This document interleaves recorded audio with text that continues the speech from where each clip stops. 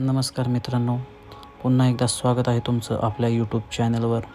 आणि हा आजचा जो व्लॉग आहे तो आपण बनवला आहे गाणगापूरला. मित्रांनो, मी आज आलेलो आहे आणि हे कर्नाटक राज्यातील गुलबर्गा येथील हे गाणगापूर असं श्री क्षेत्र नृसिंह महाराज सरस्वती यांचं पवित्र असं देवस्थान आहे. खूप महात्म्य आहे या देवस्थानाचं.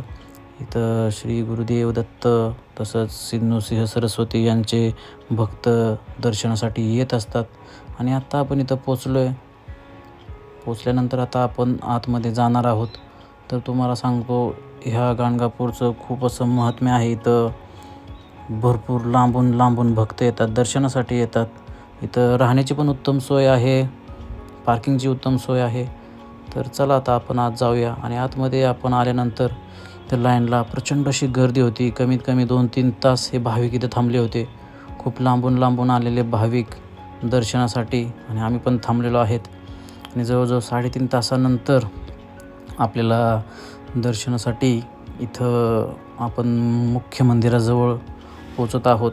आणि आता आपण दर्शन घेणार आहोत. श्री नृसिंह महाराज सरस्वती यांच्या पादुकांचं पण इथं दर्शन होते. आणि इथं आपण बघू शकता श्री नृसिंह महाराज सरस्वती.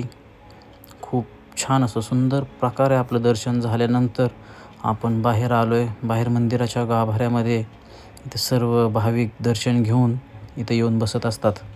आणि मी पण इथे येऊन बसलेलो आहे. खूप लांबून इथं भाविक येतात. कोण आजारी असेल किंवा कोणाला काय पीडा वगैरे लागली असेल तरी इथं हे दूर करण्यासाठी श्री नृसिंह महाराजांच्या या दरबारामध्ये येतात. तर या मंदिराचा इतिहास असा आहे, श्री आपले दत्तगुरू या मंदिराच्या आजूबाजूला एक सामान्य भिक्षा साधक म्हणून फिरत असत. आणि ज्याला योग्य वाटेल त्याला ते आशीर्वादही देत. दत्तात्रेयाची 3 मुखे आहेत असे ते म्हटले जाते, कारण ते तिन्ही स्वामींचे योग होते. आणि इथे एक भिक्षुक महाराज मला दिसले आहेत, आपण बघू शकता. खूपच असं आकर्षक असं व्यक्तिमत्व तिथं मला दिसलं होतं. खूप प्रसन्न वाटलं होतं त्यांच्याकडे बघून मला. आणि मी इथं ध्यानस्थ बसलो होतो. जवळजवळ अर्धा-पाऊण तास मी श्री दत्तगुरूंचं, माझ्या गुरूंचं इथं ध्यान करत बसलो होतो. खूप प्रसन्न असं मला वाटत होतं. असं वाटत होतं की इथून जाऊच नाही. आणि इथलं खास महात्म्य असं की श्री गुरुचरित्र या ग्रंथानुसार श्री नृसिंह सरस्वती स्वामी यांनी या ठिकाणी वास्तव्य कायमस्वरूपी करेन असं त्यांनी वचन दिलं होतं आपल्या गुरूंना. आणि त्यांच्या पादुका यांच्या दर्शनासाठी खूप भाविक इथं जमतात. तसं तुम्हाला मी सांगितल्याप्रमाणे विविध आजार जे असतात त्या आजारावर उपचार शोधण्यासाठी इथे भरपूर भाविक येतात.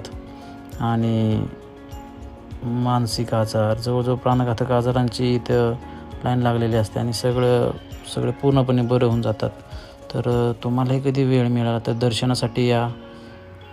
तसंच इथंच मंदिराच्या जवळपासच भीमा आणि अमरजा या नदीच्या दोन्ही नद्यांचा संगम आपल्याला इथं बघायला मिळतो. मंदिराच्या जवळपासच आहे. आणि हा राधे आता चालला आहे. तुम्हाला मी बोलल्याप्रमाणे हे जे साधू होते खूप असं आकर्षक व्यक्तिमत्व वाटत होतं, पण का माहीत असं खूप प्रसन्न वाटत होतं त्यांच्याकडे बघून. राधेनेही त्यांचा आशीर्वाद घेतलेला आहे. तर कसा वाटला आजचा ब्लॉग? तुम्ही पण नक्की या गाणगापूरला मित्रांनो. गुरुदेव.